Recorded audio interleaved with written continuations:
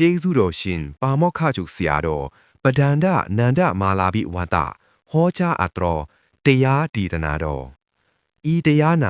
ဓမ္မအတိရရှိကြသောဓမ္မမိတ်ဆွေများသူတော်ကောင်းအပေါင်းတို့ဘဝခရီးတွင်စိတ်ဤချမ်းသာခြင်းကိုယ်ဤကျမ်းမာခြင်းပညာအလင်းရောင်နှင့်နိဗ္ဗာန်ချမ်းသာသို့တဆင့်ပြီးတဆင့်ရောက်ရှိကြပါစေလို့မေတ္တာပို့တာရင်ဒီ channel မှာကြိုဆိုလိုက်ပါတယ်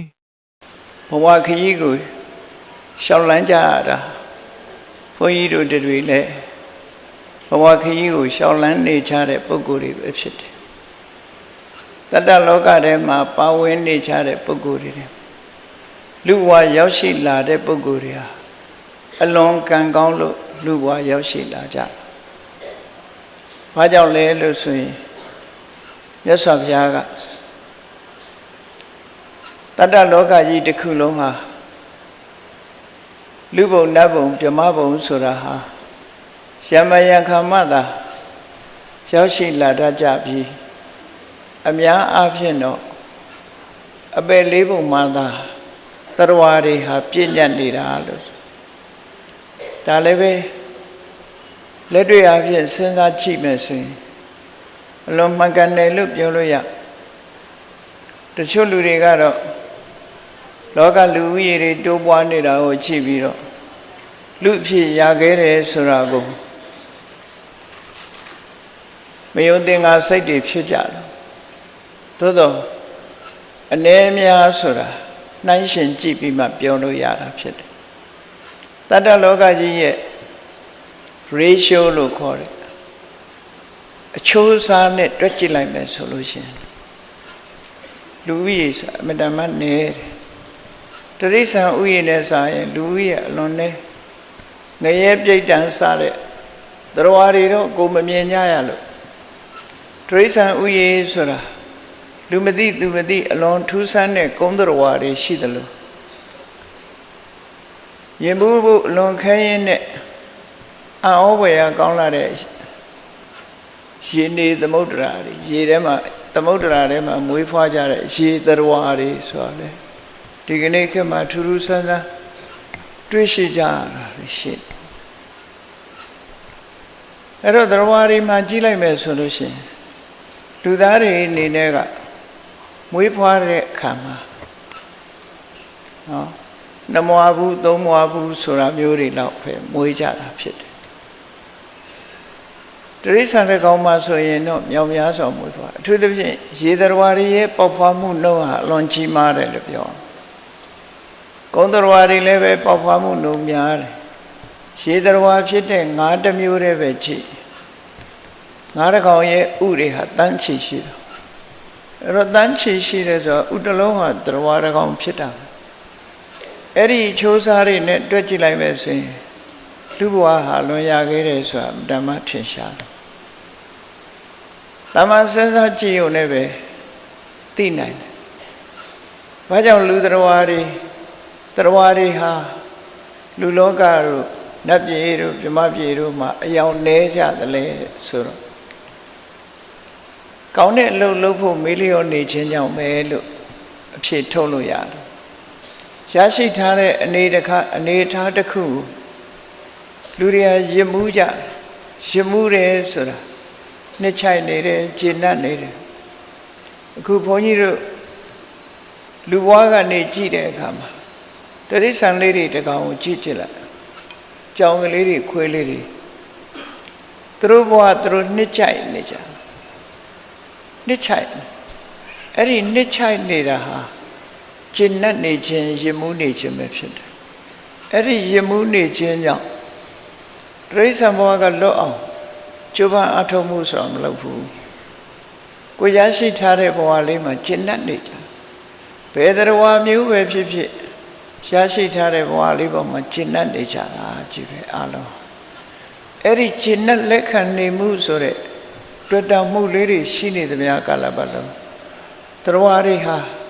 တစ်စင်းနဲ့တစ်စင်းမြင့်သွားဖို့ဆိုတာအမှန်တမ်းခဲနေယမယံခါစိတ်ကောင်းနှလုံးကောင်းလေးဝင်ပြီးတော့ကုသိုလ်ကောင်းမှုလေးလုပ်ဖြစ်ပြီးဆိုတဲ့အခါမှာအဲ့ဒီကုသိုလ်ရဲ့အရှိန်အဟုန်နဲ့လူဘဝရောက်လာကြတယ်နတ်ဘဝရောက်လာကြတယ် ဒီလိုအနေထားမျိုးသာရှိတာအများအားဖြင့်ကတော့တတ္တလောကကြီးဟာဘယ်မှာပျော်မွေ့နေကြသလဲလို့ဆိုရင်အပယ်လေးပုံမှာပျော်မွေ့နေပျော်မွေ့တယ်ဆိုတဲ့နေရာမှာကျင့်တတ်လို့ပျော်မွေ့တာလည်းရှိတယ်အဖြစ်များလို့ပျော်မွေ့တာလည်းရှိတယ်နော်ငရဲဆိုတာတော့ပြောစရာပုံမဟုတ်တော့လေလူတွေဟာမကောင်းမှုဒုစရိုက်တွေတဲ့ပျော်မွေ့ခြင်းဟာငရဲ၌ပျော်မွေ့ခြင်းပဲဖြစ်တယ်ပေါ့လောကလူတွေကြည့်ကောင်းတာလုပ်ဖို့လွန်ခဲနေမကောင်းတာလုပ်ဖို့လွန်လွယ်တယ်အယက်သေးစားတောက်စားမူးယူဖို့ရခက်လွယ်ကူတယ်လို့ပဲအဗ္ဗဓမ္မမကောင်းတဲ့ဘက်ကိုဆိုလို့ရှိရင်နှစ်ခါသုံးခါမစည်းရုံးရဘူးအားလုံးဟာလွယ်လွယ်ကူကူနဲ့ဖြစ်ကြတယ်ကောင်းတဲ့ဘက်ဆိုတာတော့အတော်ကိုမိမိတို့ကိုယ်တိုင်ကလည်းဘဝတန်တရားကပါလာတဲ့အကျင့်စရိုက်ကလေးတွေကြောင့်ပဲဖြစ်စေအပေါင်းအသင်းကောင်းလို့ရဲ့ကောင်းမှုကြောင့်ပဲဖြစ်စေကောင်းတဲ့ဘဝကိုရောက်ရှိလာတယ်ဆိုအလွန်နည်းတယ်လို့ပြောဒါကြောင့်မို့တတ္တလောကကြီးကိုဆင်ခြင်သုံးသပ်ကြည့်တဲ့ပုဂ္ဂိုလ်တွေကပမတ္တသသနာမစတ္တရောအပါယတကခေဟသရိတာကိုယ်ဘဝလေးကိုရစ်မှုပြီးတော့ကျင့်တတ်နေတဲ့ပုဂ္ဂိုလ်တွေဒီတဲ့တိုးတက်အောင်ကောင်းတဲ့လုပ်တွေလုပ်ဖို့မေ့နေတဲ့ပုဂ္ဂိုလ်တွေဟာအများအားဖြင့်အပယ်လေးပုံမှာသူတို့ရဲ့ကိုယ်ပိုင်အိမ်ခေဟာတွေနဲ့အလားတူတူတယ်လို့အဲ့တော့လူတွေရဲ့အဖြစ်များအနေများကျင်ဒီကျဆန်းမှုများတာဟာအပယ်လေးပုံပဲဖြစ်တယ်လူပုံရောက်တယ်ဆိုတာတစ်ခါတည်းရောက်တာနတ်ပြည်ရောက်တယ်ဆိုတာတစ်ခါဆယ်ခါတစ်ခါရောက်တာအဲ့လိုရောက်လာတဲ့အချိန်လေးမှာစိတ်ကောင်းနှလုံးကောင်းလေးတွေမွေးမိလို့အခြေအနေကပေးလို့ကုသိုလ်ကောင်းမှုလေးတွေလုံးမိလိုက်လို့ရှိရင်ဘဝဟာမြင့်တက်သွားနိုင်တာဖြစ်တယ်နော်လူဖြစ်ပြန်တော့လေလူတွေဟာလူဖြစ်ပြန်တော့လေကျမ်းကျမ်းမာမာနဲ့အသက်ရှိလို့စိစိဥစ္စာတွေနဲ့ပြည့်စုံလို့စာဝတ်နေအစဉ်ပြေလို့ဆိုတာမျိုးရတယ်ဖြစ်တော့ဖြစ်ခဲအစဉ်ပြေတဲ့ပုဂ္ဂိုလ်တွေအစဉ်ပြေတဲ့ပုဂ္ဂိုလ်တွေမှာတောင်မှပဲရမယံခါဇမရေးချွတ်တဲတာပဲဖြစ်စေတစုံတစ်ခုကြောင့်ဆင်းရဲဒုက္ခတွေဆိုတာလူဘဝလူခန္ဓာရထားတဲ့ပုဂ္ဂိုလ်တွေဟာကြုံတွေ့ကြတယ်သူများဘဝတွေမကြည့်နဲ့ကိုယ်ဘဝကိုကြည့်လိုက်မွေးဖွားလာတဲ့အချိန်မှာကျမ်းမာရေးကိစ္စနဲ့နော်တိုင်းဆေးပဲဖြစ်စေအနောက်တိုင်းဆေးပဲဖြစ်စေကုသမှုခံယူရတဲ့အချိန်ပေါင်းဘယ်လောက်ရှိသလဲကိုယ့်အကိုစဉ်းစားပြီးကြည့်အောင်ဖြစ်တယ်အေးကုသမှုမခံရလို့ထာဝရကျမ်းမာသွားတဲ့ပုဂ္ဂိုလ်တွေရောမရှိဘူးလားဆိုရှိပါသို့တော့အ ਨੇ စုပဲဖြစ်တယ်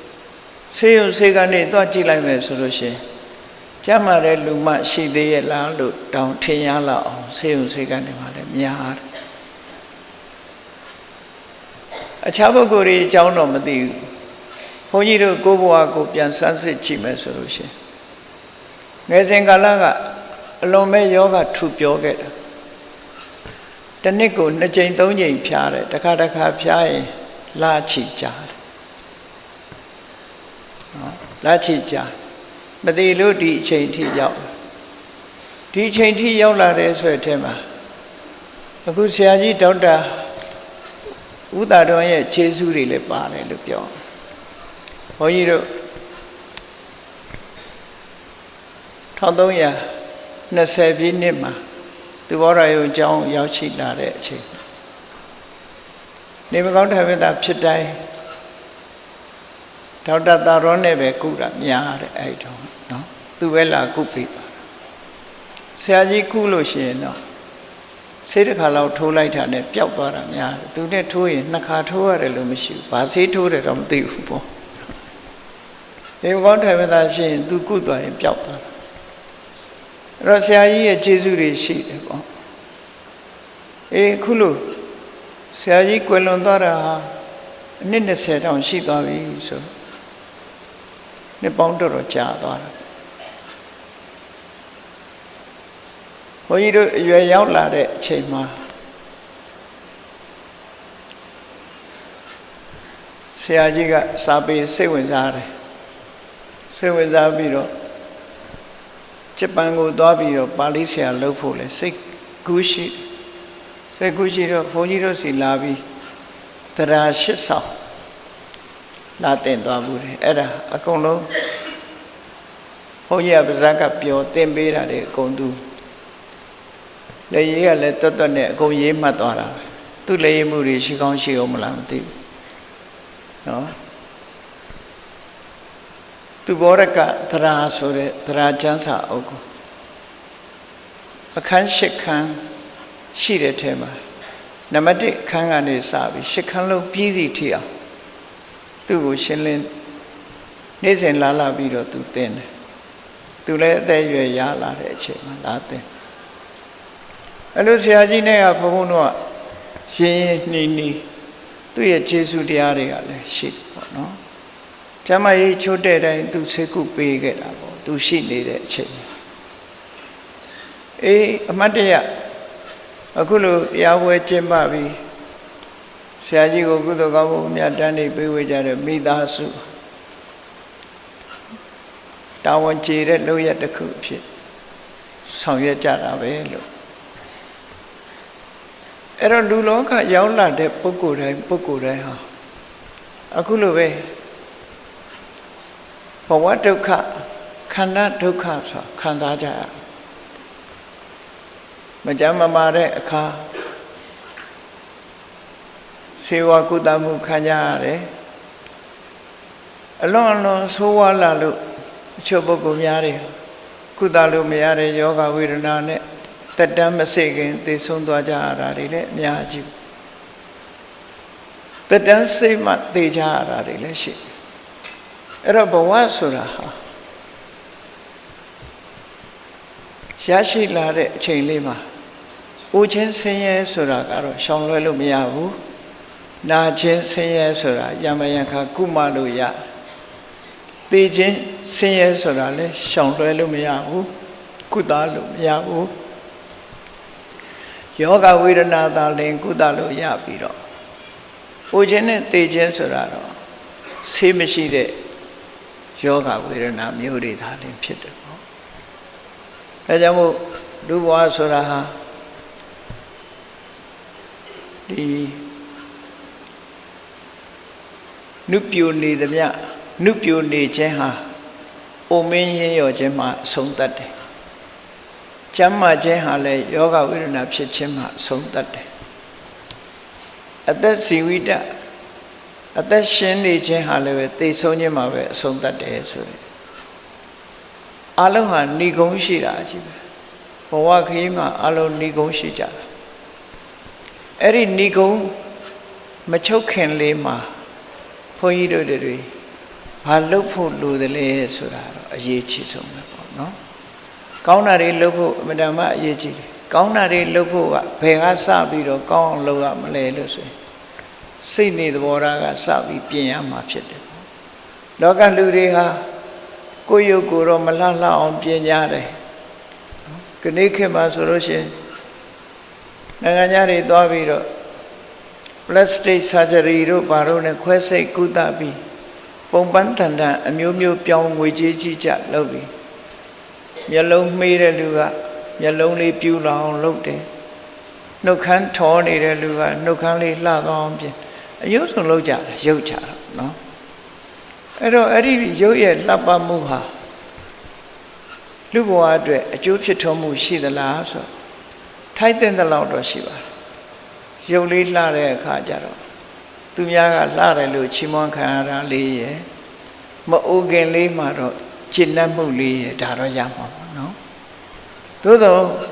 ဘလောက်ပဲပြင်ထားဥမင်းရင်ရောသွားပြီဆိုလို့ရှိရင်တော့ပြင်လို့မရတော့ပါဘူးနောက်ဆုံးဟာနှစ်ပေါင်းကြာလာပြီဆိုတဲ့အခါမှာဥမင်းရင်ရောခြင်းကလူရဲ့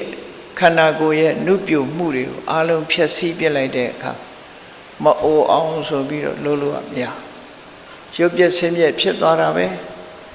ဒါတောင်မှနိုင်ငံခြားတိုင်းပြည်တွေမှာဆိုရင်ပရေတွန့်ရင်မတွန့်အောင်ဗိုလ်တောက်ဆွဲဆေးထိုးကြတယ်နော်သို့တော့ရလာလို့ဆိုတော့နောက်ဆုံးကြတော့လေ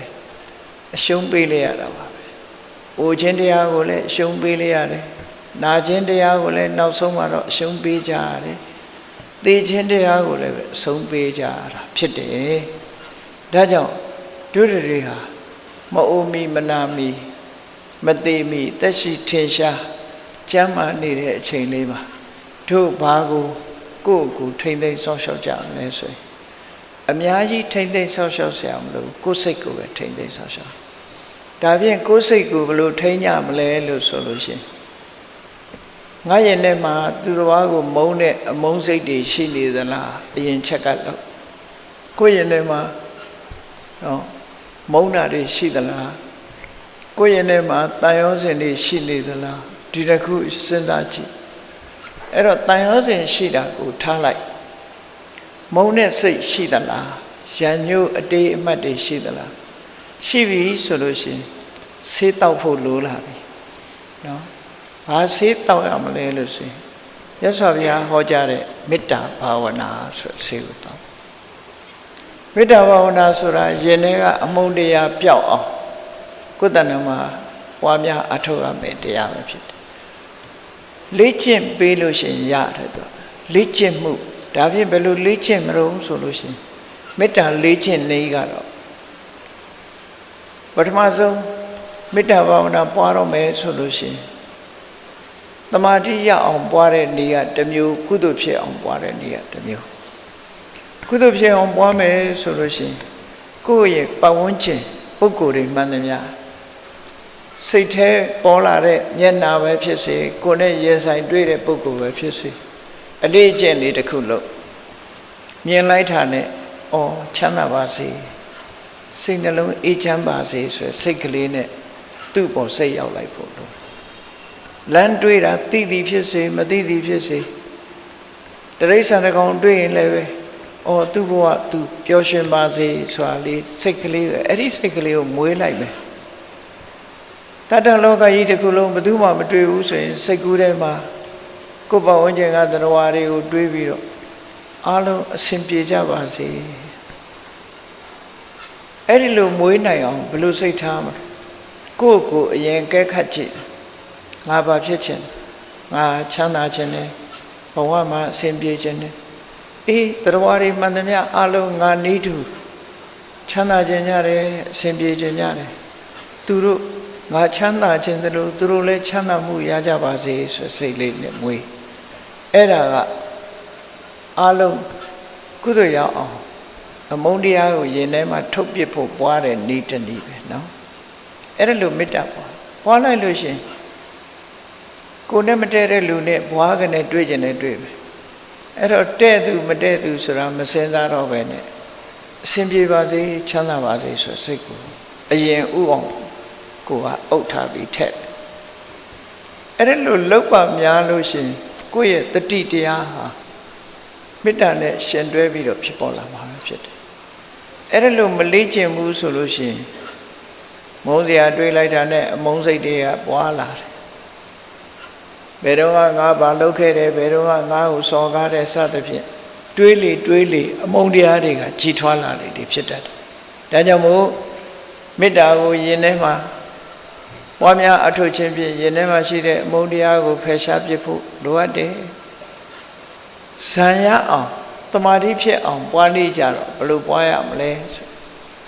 အမျိုးသားအမျိုးသမီးဟာကိုယ်နဲ့မိတ်ဆွေတွေရှိကြတယ်အခင်မင်ဆုံးမိတ်ဆွေရှိသူ့ရဲ့ဓာတ်ပုံလေးကိုကြည့်ပြီးဖြစ်စေသူ့မျက်နှာကိုစိတ်ကူးနဲ့ကြည့်ပြီးဖြစ်စေယောက်ျားဆိုရင်ယောက်ျားတငယ်ချင်းအမျိုးသားဆိုရင်အမျိုးသားတငယ်ချင်းအမျိုးသမီးဆိုအမျိုးသမီးတငယ်ချင်းပေါ့အဲ့ဒါလို့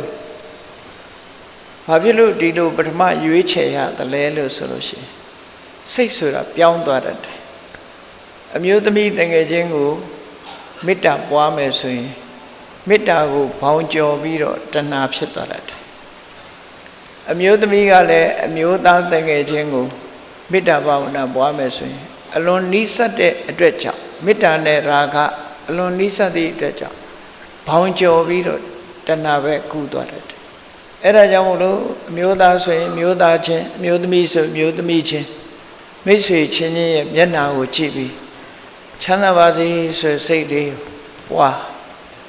နေနေညညပွားပါများတဲ့အခါကျတော့သွားလေသူနဲ့အတူစားလေသူနဲ့အတူစိတ်ထဲမှာဆွဲထင်နေအောင်ပွားရမယ်နော်အဲ့ဒီတိုင်းတာထီအောင်ပွားအိတ်လေသူနဲ့အတူပဲဘယ်တော့သူ့မျက်နှာကိုမြင်အောင်နေတယ်ဆိုအဆင့်ထီအောင်ပွားအဲ့ဒါလို့ပွားပြီဆိုတဲ့အခါကျတော့မေတ္တာအခြေခိုင်းလာပြီဆိုရင်နောက်တစ်ယောက်ကိုရွှေ့ကြည့်နောက်တစ်ယောက်ဆိုတာကိုမသိတဲ့လူတစ်ယောက်ပေါ်မှာရွှေ့လိုက်လို့ရှိရင်ကိုမေတ္တာဟာအလွယ်တကူမိတ်ဆွေပေါ်မှာဖြစ်တယ်လို့အလွယ်တကူဖြစ်သွားပြီဆိုရင်အဲ့ဒီပေါ်မှာလည်းခိုင်မာအောင်ကြိုးစားပြီးတဲ့အခါမှာနောက်တစ်ယောက်ရွှေ့ဖို့လိုတယ်ဘယ်သူပေါ်မှာရွှေ့မလို့ဆိုကိုနဲ့မတည့်တဲ့မုန်းတဲ့လူပေါ်မှာရွှေ့ကြည့်လိုက်လို့အမုန်းစိတ်ပေါ်ပြီဆိုရင်နောက်ပြန်ဆုပ်ပြီးတော့ကိုမေတ္တာကိုခိုင်အောင်ပြန်လုပ်ပြီးမှသူ့တစ်ခါပြန်ကြည့်နောက်ဆုံးမှာအမုန်းစိတ်လုံးဝမပေါ်တော့ဘူးဆိုလို့ရှိရင်ဒါအောင်မြင်သွားပြီလို့ခေါ်တယ်အဆင့်လိုက်အဲ့ဒါလိုကြိုးစားတော့ဒါဇံရအောင်ကုသိုလ်ရအောင်လုပ်တယ်အဲ့တော့ကိုယ့်ရင်ထဲမှာရှိတဲ့အမုန်းတရားကိုဘယ်နည်းနဲ့ပဲရှင်းမေတ္တာဘာဝနာပွားပြီးတော့ရှင်းခြင်းဟာဒါမှန်ကန်တဲ့နိလန်တစ်ခုအဲ့ဒါလိုမေတ္တာထားပြီးဆိုလို့ရှိရင်လူတွေမှာအကျဉ်းတရားဖြစ်ဖို့လည်းမခဲရင်တော့ဘူးမုဒိတာပွားဖို့ရလည်းမခဲရင်တော့ဘူးသိခံမှုခွင့်လွှတ်ဖို့ဆိုတာလည်းမခဲရင်တော့ဒါကြောင့်မို့မေတ္တာကိုအရင်အခြေခံရမယ်လို့ဆိုမေတ္တာအခြေခံခိုင်မာသွားတာနဲ့တပြိုင်နက်ကရုဏာတို့မုဒိတာတို့ဝိခါတို့ဖြစ်လာကိုယ်စိတ်လေးကိုအဲ့ဒီကနေစတင်အခြေခံပွားများအထုတ်ပြီးကိုယ်ကျိုးစီးပွားလိုလားတဲ့ပုဂ္ဂိုလ်ရဲ့ကောင်းကျိုးချမ်းသာကိုတစ်ခုခုကိုလှုပ်လာသူရဲ့အကျိုးပြုလုပ်ငန်းတွေလှုပ်လာတယ်အကျိုးပြုလုပ်ငန်းဆိုတာကုညီထောက်ပံ့တဲ့ဒါနပဲဖြစ်စေသူ့ကိုထိခိုက်နစ်နာအောင်မလုပ်တဲ့သီလပဲဖြစ်စေဒါနနဲ့သီလဒီနှစ်ခုကြိုးစားအထောက်လိုက်မယ်ဆိုလို့ရှိရင်တော့ဘဝမှာ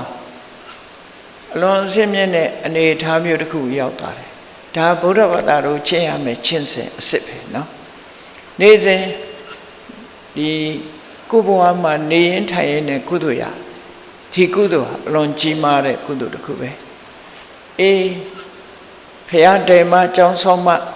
အလူကြီးပေးမှကုသိုလ်ကောင်းမှုမဟုတ်ဘူးနေ့စဉ်ဘဝမှာအခုလိုအမုန်းတရားကင်းအောင်ကြိုးစားနေခြင်းဟာကျောင်းကြီးတစ်ဆောင်ဆောက်ရတာတဲ့တန်ဖိုးကြီးတယ်လို့မြတ်စွာဘုရားဟောထားတာနော်တရဏဂုံသီလစောင့်တည်ပြီးတော့တရဏဂုံသီလစောင့်တည်ရတာတဲ့ဟောဒီမေတ္တာဘာဝနာပွားတာပို့ပြီးတော့အကျိုးကြီးတယ်လို့မြတ်စွာဘုရားဟောတာဒါကြောင့်မို့မေတ္တာဘာဝနာပွားရာကစပြီးတော့ကိုယ့်ရဲ့အခြေခံစိတ်ဓာတ်တွေကိုပြုပြင်ထိမ့်သိမ့်ပေးခြင်းအပြင်ဒီဘဝတဲ့အောက်တမ်းမကျတဲ့ဘဝမျိုးမျောလင့်နိုင်သွားတယ်ပေါ့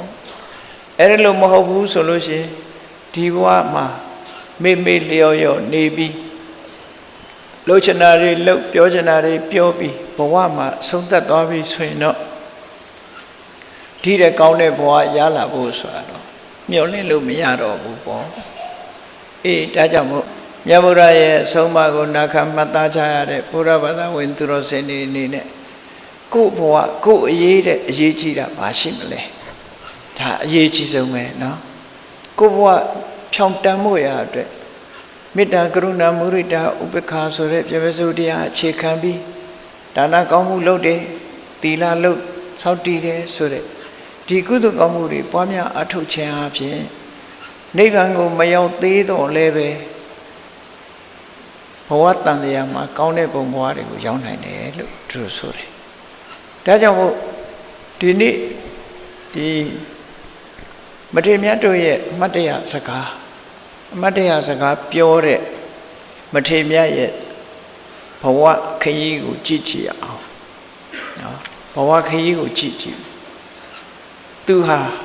သူ့ဘဝကိုဘယ်ချိန်ကစပြီးတော့မတမ်းဝင်လာတယ်လဲဆိုရင်ဒီကဘာကနေပြီးပြန်ပြီးနောက်ဆုတ်ကြည့်လိုက်တဲ့အခါမှာ90နဲ့တကဘာမြောက်ပြီးခဲ့တဲ့ကဘာတွေတည်းက90တကဘာမြောက်မှာဒီ ဝိပဿတိဆိုတဲ့မြတ်စွာဘုရားပွင့်တော်မူတယ်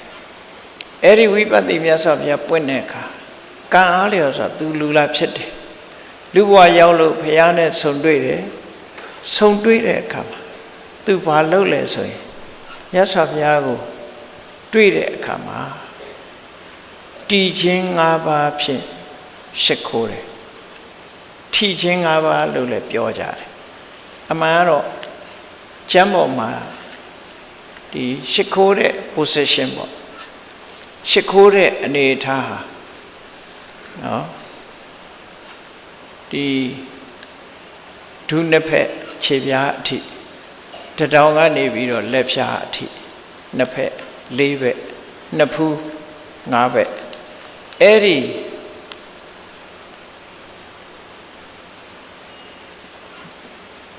ထိချင်း၅မျိုးသို့မဟုတ်တီချင်း၅မျိုးနဲ့ပုံစံတီးနေတဲ့ပုံစံမျိုးနဲ့မြတ်စွာဘုရားကိုလေးလေးစားစားရှိခိုးပြီးတော့ပန်းနေနဲ့ပူဇော်ခဲ့တယ်ဒါသူ့ရဲ့ဘဝမှာသူလုပ်ခဲ့တဲ့ကုသိုလ်ကောင်းနော်အဲ့တော့ဒီခွင့်ရေးဟာဘုန်းကြီးတို့တွေနဲ့ရတယ်တတော်တရားဘုရားမတွေ့ရပေမဲ့လို့ဆင်းနုတော်ရောဘွားတော်ဆင်းနုတော်စေတီပထိုးတော်တွေ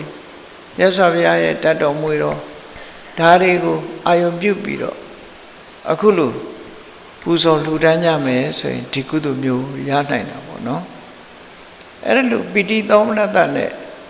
ခြေနှက်အားရမှုဖြစ်သွားတဲ့ဒီကုသိုလ်ကောင်းမှုကြောင့်သူဟာဒီကုသိုလ်ကြောင့်ဘဝဆက်တိုင်းအစဉ်ပြေလို့လူဖြစ်တိုင်းကုသိုလ်ကောင်းမှုတွေကိုဆက်လက်လုပ်သွားကြနောက်ဆုံးမှာ62ကဘာခရီးကိုဖြတ်တန်းပြီးတော့ဒီကဘာရောက်လာတဲ့အခါမှာဂေါရမဗုဒ္ဓပွင့်တဲ့အချိန်ရာဇဂုပြေမှာသူတထေသလာဖြစ်တယ်အဲ့တော့တထေသလာဖြစ်တော့ထုံးစံတိုင်းပေါ့ဘဝမှာအစဉ်တပြေနေချထိုင်ညဒီလိုနေရပေါ့နော်အဲ့တော့တရက်တော့သူ့အကြုံအတွေ့အကြုံတစ်ခုဘာတွေ့ရလဲဆိုဒါမျိုးကဘဝမှာအတွေ့အကြုံဆိုတာတော့ကိုယ့်ရဲ့ပတ်ဝန်းကျင်မှာဖြစ်ပေါ်လာတယ်မထိမှုကျွလွန်တဲ့ဒီအပြစ်သားတစ်ယောက်ကိုဘုရင်ကမြို့မှာလှည့်ပြီးတော့အပြစ်ထံပေးတာအဲ့ဒါကိုသူကိုယ်တိုင်တွေ့ရရတယ်နော်အခုခေတ်မှာလည်းရှိတယ်နော်တချို့နိုင်ငံတွေမှာကြိမ်ထံပေးတာတို့ပါတော့အဲ့ဒါလို့ပြစ်ထံနေပေးတာတွေဟာအမျိုးစုံရှိတယ်ဟိုလွန်ခဲ့တဲ့နှစ်ပေါင်း2600တုန်းကလည်းပဲဘုရင်ရဲ့ပြစ်ထံပေးမှုဟာအမြဲတမ်းကြောက်စရာကောင်းတယ်တလုံးကကြားလိုက်ကြမှာပေါ့မြောက်ကိုရီးယားမှာခွေးစာကျွေးတယ်ဆိုတာအဲ့ဒီလိုပြစ်ဒဏ်ပေးတာရှေးတုန်းကရောရှိလားဆိုရှိစာထဲမှာပါတယ်သူတခေဟိပိခါဒပင်တေမြင်မနှိပ်စက်တဲ့ပြစ်ဒဏ်ပေးတဲ့စနစ်ထဲမှာခွေးတွေအစာငတ်ခံထားပြီးတော့အကြိုက်တန်တဲ့ခွေးတွေကြားထဲမှာပြစ်ချခွေးကြိုက်ခွေးရဲ့အစာကျွေးပြီး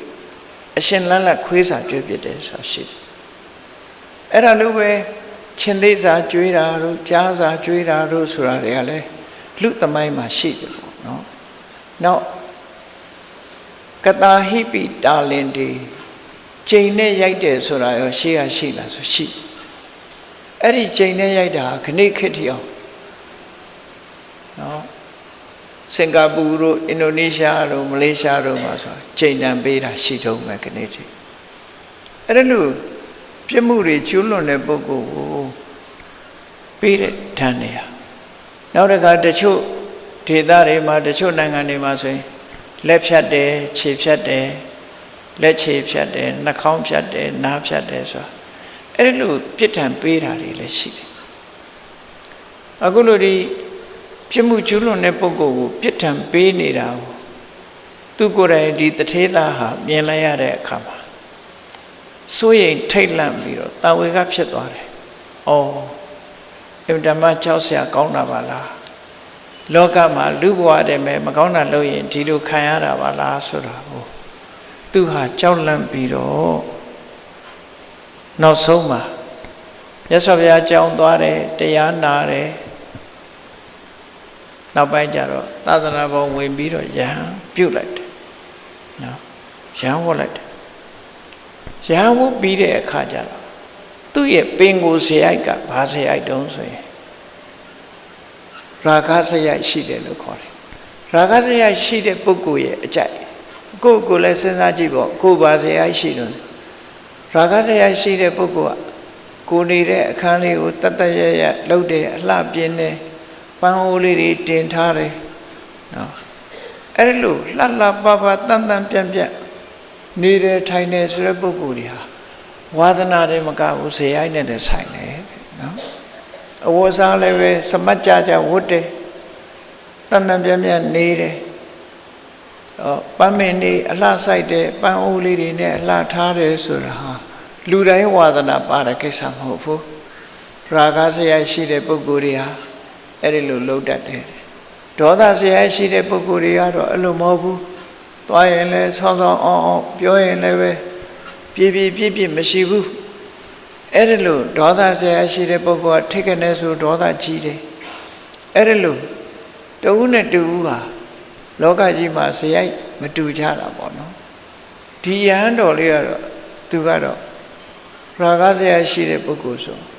စိတ်ဓာတ်ကနုညံ့တယ်သူနေတဲ့ကြောင်းပရဝုံမှာတန့်ပြန့်ပြီးတော့ပြင်းပြင်းစင်စင်ဘယ်ရာပဲဖြစ်ဖြစ်တန့်တန့်ပြန့်ပြန့်လုပ်ပြီးတော့သူကနေလေးရှိတယ်အဲ့ဒါနဲ့သူ့ကိုရမဏီယမထေလို့ခေါ်ကြတယ်ရမဏီယဝိဟာရီမထေရမဏီယဆိုတာမွေးလျော်ပွဲကောင်းအောင်ပြင်ဆင်ပြီးနေထိုင်လေးရှိသူလို့အဓိပ္ပာယ်ရတယ်ပေါ့နော်အလှကြိုက်သူပေါ့အဲ့ဒါလို့လူဆိုတာဒါဇေယိုက်နဲ့ဆိုင်တယ်ပေါ့အဲ့ဒါလို့အလှပြင်ပြီးတော့အဲ့ဒီဘက်မှာပဲသူကကျင့်납နေတယ်ဘဝကျင့်납နေုံနေမကဘူးသူဟာရဟန်းတော်တွေနဲ့မသိတော့တဲ့အဘတ်ကိုလည်းကျွလွန်မှုတယ်အဘတ်တွေကျွလွန်မိတဲ့အခါမှာသူဟာစဉ်းစားမိတယ်ရာဂဇေရှိသည့်အာလျောစွာစိတ်ဖြည့်တဲ့စိတ်ကိုမထိန်နိုင်လို့ဖြစ်ပေါ်လာတဲ့အကျင့်စရိုက်တွေကြောင့်တိက္ခာဘုတ်တွေကိုကျွလွန်မိတဲ့အခါမှာသူကစဉ်းစားတယ်ဘယ်လိုစဉ်းစားတော့ဆိုငါဟာမြတ်စွာဘုရားရဲ့သာသနာဝင်ပြီးမသိတော့တဲ့အလုပ်တွေလုပ်မိပြီအဲ့တော့ငါဘဝဟာဘုန်းကြီးဘဝနဲ့မတန်ဘူးအိမ်ပြန်ပြီးလူထွက်တာကောင်းတယ်ဆိုစိတ်ဝင်လာအဲ့လိုစိတ်ဝင်စားလာတဲ့အခါမှာအိမ်ပြန်လာခဲ့တာလူထွက်တော့မယ်ဆိုပြီးအိမ်ပြန်လာလမ်းရောက်တဲ့အခါမှာကျတော့အရိပ်ကောင်းတဲ့သစ်ပင်တစ်ပင်အောက်မှာသူထိုင်နေသူထိုင်နေတဲ့အချိန်လေးမှာလှဲသမားတွေကုံတယ်တွေနွားလှဲတွေနဲ့သူထိုင်နေတဲ့သစ်ပင်အနီးကနေဖြတ်သွားတာဖြတ်သွားတော့နွားကြီးတစ်ကောင်ဟာခြေချော်လက်ချော်ဖြစ်ပြီးတော့လဲကျသွားတယ်လဲကထားရင်နဲ့လဲကျသွားအဲ့လိုလဲကျသွားတဲ့အခါမှာအဲ့နွားကြီးကိုလှဲကနေဖြုတ်ရှည်တိုက်အစာကျွေး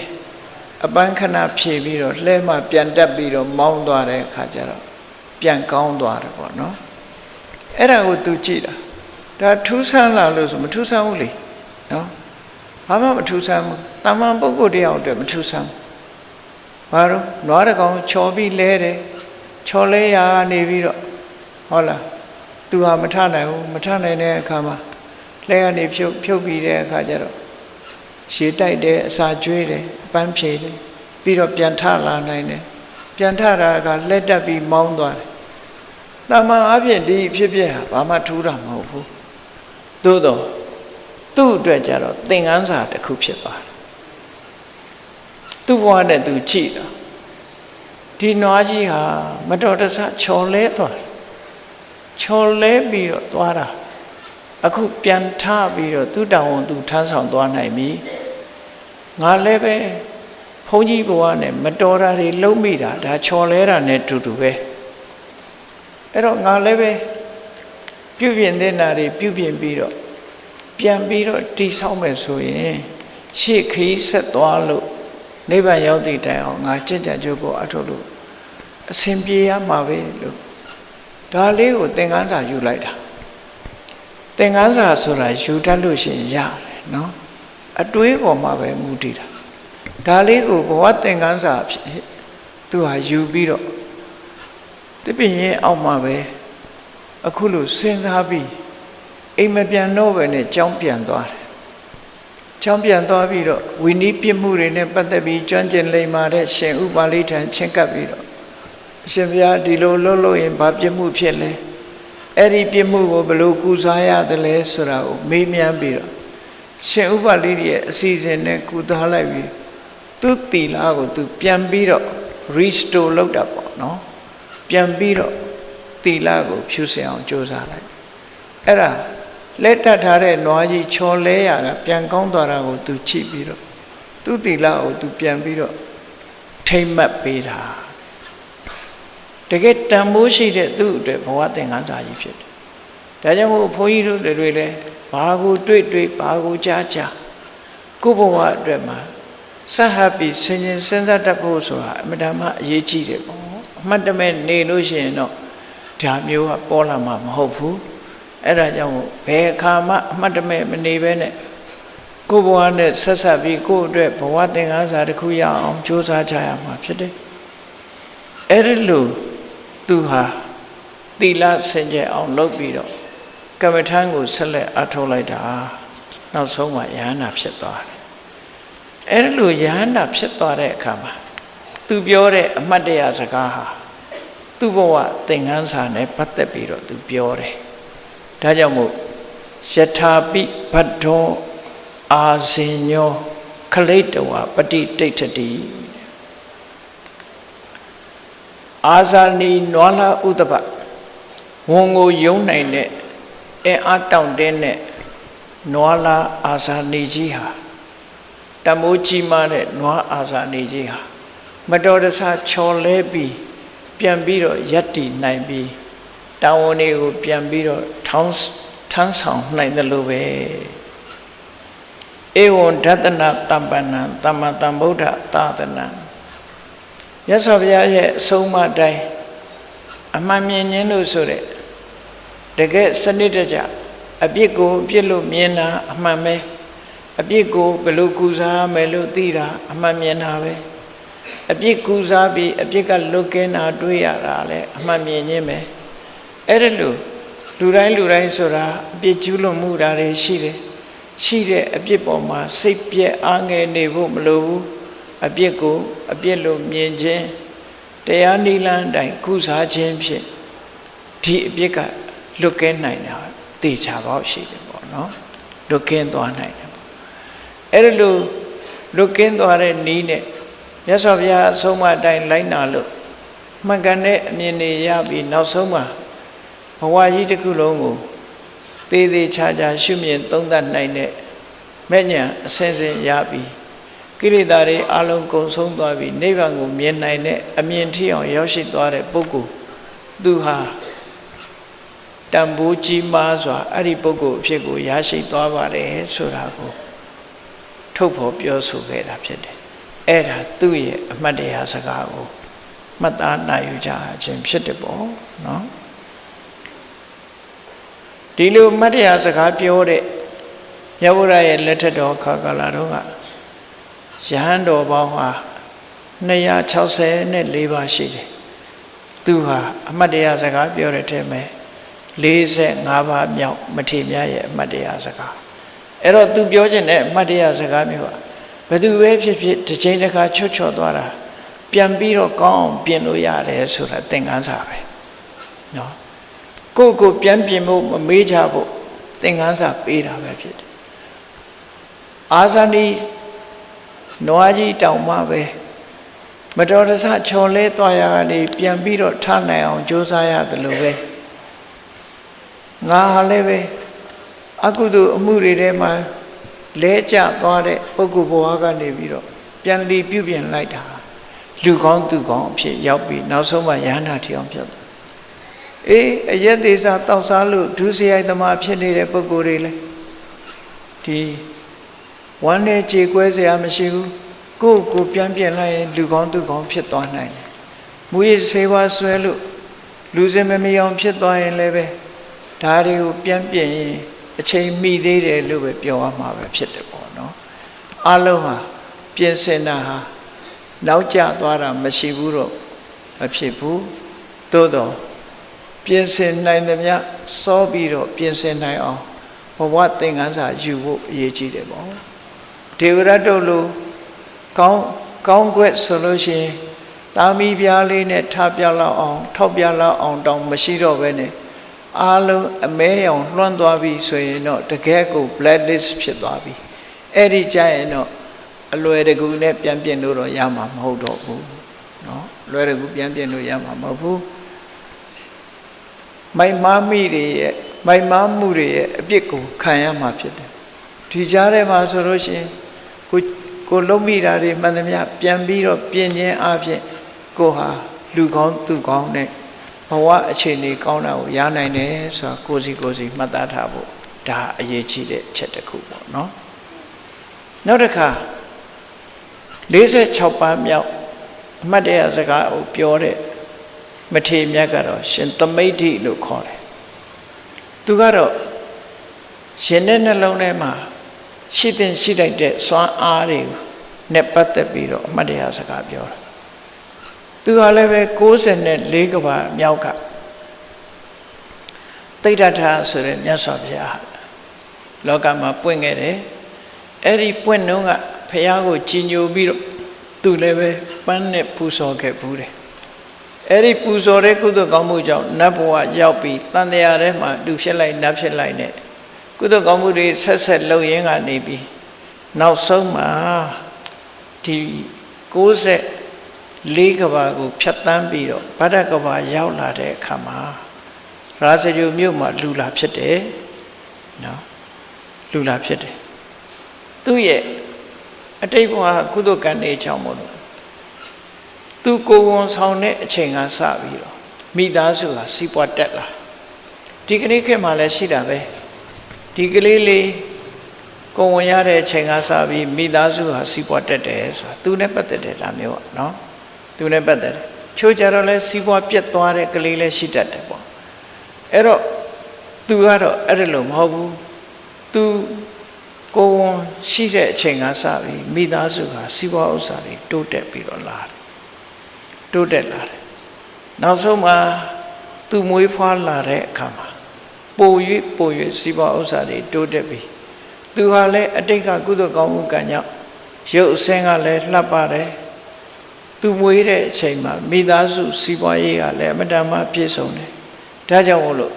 ပြည့်စုံတယ်ဆိုတဲ့အဓိပ္ပာယ်နဲ့ယူပြီးသူ့ကိုသမိဋ္ဌိလို့နာမည်ပေးတာเนาะသမိဋ္ဌိလို့ပေးတာပြည့်စုံတယ်ဆိုတဲ့အဓိပ္ပာယ်နဲ့ပေးတာအဲ့ဒီ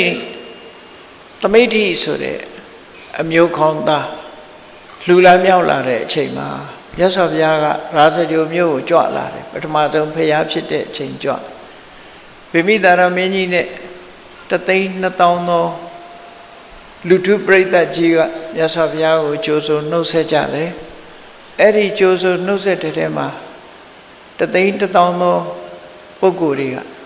သောတပန်အဖြစ်ကိုရောက်သွားကြပြီကျန်တဲ့1,000ကဥပဒကအဖြစ်ကိုရောက်တယ်လို့ဗိမိသာရမင်းကြီးရဲ့ပင်လျောက်ချက်အရာမြတ်စွာဘုရားပွင့်တဲ့ကြွလာတဲ့ပွဲမှာသူဟာပရိသတ်တူအနေနဲ့ပါဝင်ခွင့်ရခဲ့တာပေါ့နော်မြတ်စွာဘုရားတရားကိုနားလည်ရတဲ့အခါမှာသူလည်းတရားတရားဖြစ်ပြီးနောက်ဆုံးရဟန်းဝတ်သွားတယ်ရဟန်းဝတ်ပြီးတော့တရားအထုတ်တာတရားထုတ်တော့ဘယ်မှာသွားအထုတ်တော့ဆိုရင်တပောတာမြစ်မှာတရားထုတ်တပောတာမြစ်ဆိုတာခဏခဏပြောမယ်ဆိုရင်ဘယ်နှမှာရှိတာတော့ဆိုခိစကုတ်တောင်ရေဘူးစမ်းမှာရှိတယ်နော်အဲ့ဒါကိုခေါ်တာပဲတပောတာမြစ်ဆိုတာတပဥဒရေဘူးအဲ့တော့ရေဘူးစမ်းဆိုတာဗမာပြည်မှာလည်းပဲတဝဲမှာလည်းရေဘူးစမ်းရှိတယ်နော်ရေဘူးစမ်းရှိတဲ့နေရာတွေပေါ့လေနောက်တစ်ခါဟလင်းမှာလည်းရှိတယ်ရေဘူးစမ်းနေတဘာဝ အဲ့ဒီရေဘူးဆန်းကဘာကြောင့်ဖြစ်တာတော့လို့ဆိုလို့ရှိရင်လောဟကုံမီငရဲအိုးကြီးနှစ်ခုကြားကနေပြီး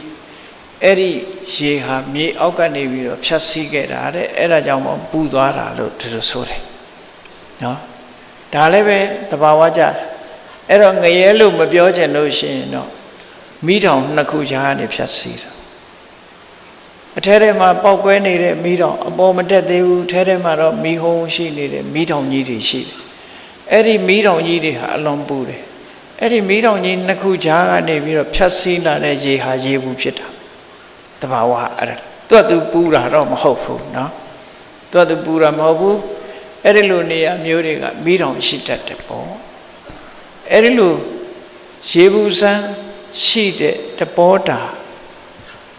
မြင့်နာလေးကတပောတာရာမဆိုတဲ့ကျောင်းတိုင်းမှာသူကတရားအထုတ်တယ်တရားအထုတ်ရင်းနဲ့သူကဒီသူ့ဘဝကိုသူစဉ်းစားတယ်သူဟာလူဘဝအရာတော်တဲ့အကြောင်းလူဘဝမှာအရာတော်လိုက်တာအခုလိုချမ်းချမ်းသာသာနဲ့လူဖြစ်ရုံမြတ်မကမြတ်စွာဘုရားရဲ့အဆုံးအမတရားတော်တွေသူဟာကျင့်သုံးခွင့်ရနေတယ်ဒီလိုကျင့်သုံးခွင့်ရတာကိုပဲငါဟာလူဖြစ်အကျိုးနဲ့တယ်လို့စိတ်ထဲမှာအဲ့ဒါလိုတွေးတောပြီးပီတိဖြစ်လူဆိုတာတခါတလေကိုလို့ရကိုကျင့်납ပြီးတော့ပီတိဖြစ်ရတာပေါ့သူဟာလည်းသူ့လို့ရသူကြည့်ပြီးတော့ကျင့်납အားရတဲ့ပီတိတွေဖြစ်တယ်အဲ့ဒီလိုပီတိဖြစ်နေတာကိုသိလို့လာရောက်နှောက်ယှက်တဲ့နတ်ဆိုးဆိုတာလည်းရှိတယ်လောကမှာလူပဲဖြစ်ဖြစ်နတ်ပဲဖြစ်ဖြစ်ဇေယိုက်ဆိုးလို့ရှိရင်အဆိုးဖြစ်တာပဲเนาะအဲ့ဒါကိုတတိထားမယ်ကိုဟာဇေယိုက်ဆိုးမဖြစ်စေရဘုန်းကြီးတို့စကိုင်းကျောင်းမှာခွေးတွေအကောင်30လောက်ရှိတယ်မယ်စဉ်းစားပြီးတော့ကြည့်မိတယ်တခါတော့တချို့ခွေးတွေကဇေယိုက်အလွန်ကောင်းတယ်လာသမျှလူအမီးနတ်နဲ့မဟောင်ဘူးအေးချမ်းချမ်းနေတချို့ခွေးကတော့ကျောင်းထဲကကိုတော်တောင်မျက်တောင်နေကြီးနဲ့မျက်စောင်းထိုးကြည့်တယ်ဟောင်းတယ်ကြိုက်ချင်တယ်ဇေယိုက်ခေါ်တယ်ဒါနော်ငှက်တောင်မှလည်းငှက်ဆိုးရှိသေးတာအဲ့ဒါလို့ဇေယိုက်ဆိုတာလူမှလည်းပဲတူတူပဲလူတကာရန်လုံးတတ်တဲ့လူရှိတယ်လို့လူတကာနဲ့တက်အောင်နေတဲ့သဘောကောင်းတဲ့လူတွေရှိဒါဇေယိုက်တွေနဲ့ပတ်သက်တယ်ပေါ့ကို့မှာဇေယိုက်ဆိုးရှိပြီဆိုရင်ဇေယိုက်ဆိုးတွေကိုချိုးနေပြီးဇေယိုက်ကောင်းရှိအောင်ပြုပြင်ဆုံးမဖို့ရအလွန်အရေးကြီးတာပေါ့အနုမို့လို့ရှိရင်တန်တရားမှာဇေယိုက်ဆိုးပဲဖြစ်တရားဝါရီထဲမှာလည်းကြည့်လိုက်ပဲဆိုရင်ဇေယိုက်ကောင်းရှိတဲ့သဘောကောင်းတဲ့တရားဝါဆိုတာမတမရှားကြာရူချင်သေးရူပဲကြည့်နော်တတ်ဖို့ဖြတ်ဖို့ပဲအမြဲတမ်းကြည့်တယ်သူများကိုအန္တရာယ်မပြုတ်ဘူးဆိုတဲ့အခါမရှိဘူးအန္တရာယ်ပြုတ်ဖို့အခွင့်အရေးအန္တရာယ်ပြုတ်ဖို့တွေကြည့်ပဲသူတို့ဇေယိုက်ဆိုးတွေရှိတဲ့ပုဂ္ဂိုလ်တွေကအဲ့ဒါလို့တရားဝါဆိုးတွေဖြစ်တတ်တယ်ဆိုတာသတိထားပါဖြစ်တယ်အဲ့တော့ဒီသမိဋ္ဌိဆိုတဲ့မထေမြတ်တရားအထုတ်ရင်သူကိုယ်သူခြေနဲ့အာရမှုပီတိတွေဖြစ်လာတဲ့အခါမှာဇေယိုက်ဆိုးရှိတဲ့မနက်ကလာပြီးတော့သူ့ရဲ့ခြေနူးနေမှုကိုပျောက်ကွယ်သွားအောင်မြေပြိုတဲ့အတန်မျိုးလိုဟုံးတိုင်းတိုင်းငရင်လှုပ်တာမျိုးလှုပ်ပြီးတော့သူ့စိတ်ခြောက်ခြားအောင်ဖန်တီးတယ်ပေါ့ဖန်တီးတဲ့အခါမှာပုရုဇဉ်ဆိုရင်တော့အနည်းငယ်တုန်လှုပ်သွားတာပေါ့နော်သူ့ရဲ့ခြေနဲ့နေတဲ့ပီတိတွေဟာပျောက်လွင့်သွားတယ်ပျောက်လွင့်သွားပြီးတော့သူဟာဘာဖြစ်ထားပါလဲဆိုတဲ့အတွေးကြီးနဲ့မြတ်စွာဘုရားတရင်သုံးတဲ့စီကိုသွားပြီးတော့ဘုရားကိုလျှောက်တယ်လျှောက်တဲ့အခါကျတော့မြတ်စွာဘုရားကအဲ့ဒါတဘာဝကဖြစ်တာမဟုတ်ဘူးမင်းရဲ့စိတ်ကြည်နူးမှုတွေကိုပျက်စီးသွားအောင်လို့မနက်ကနှောက်ယှက်တာဖြစ်တယ်ကိုယ်စိတ်ကိုတင်းထားပြီးတော့အဲ့ဒီနေရာမှာပဲပြန်ပြီးတော့တရားအထုတ်လို့ဆိုပြီးမြတ်စွာဘုရားဆုံးမပြီးလွတ်လိုက်တယ်လွတ်လိုက်တော့အဲ့ဒီမှာသွားပြီးတော့မြတ်စွာဘုရားဟောတဲ့အတိုင်းပဲသွားပြီးတရားအထုတ်လိုက်တာ နော်တရားအထုတ်လိုက်တဲ့အခါကျတော့တမာတိတွေရပြီး